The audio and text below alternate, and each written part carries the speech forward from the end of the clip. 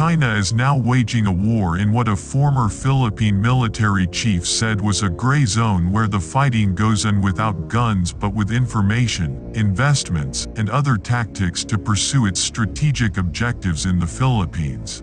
Emmanuel Bautista, Armed Forces of the Philippines (AFP) chief during the administration of former President Benigno Aquino III, warned that China is now employing gray zone tactics to establish a foothold in Philippine territory that can be used to fully control the disputed waters.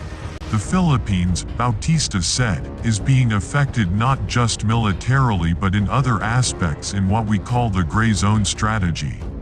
Gray zone, Bautista said at an online forum hosted by the National Youth Movement for the West Philippine Sea, is the period between peacetime and wartime where you employ not just military means but also economic, information and other instruments of national power, not necessarily kinetic military in nature.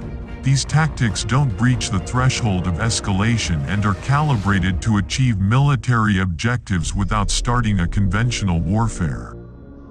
China's deployment of maritime militia around Philippine claimed features in the West Philippine Sea and the rest of the South China Sea as an example. But Bautista, who is also former executive director of National Task Force West Philippine Sea, said gray zone tactics involved other means. Even as we speak, war is being fought in the gray zone. In information and propaganda realm, economic and other areas, he said.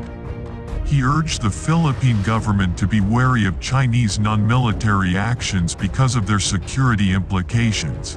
Many things are happening in the context of gray zone warfare, not just the influx of foreign nationals but also investments in strategic assets and strategic industries, and other economic means, Bautista said.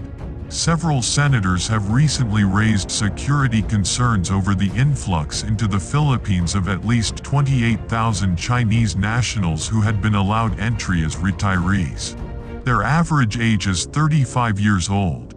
Bautista said China is also engaged in other activities aimed at gaining access to the Philippines. He pointed to a plan by a Chinese company to lease Fuga Island in the Philippines' northernmost area near Taiwan, a country that China is claiming to be just its province and is refusing to recognize as an independent state.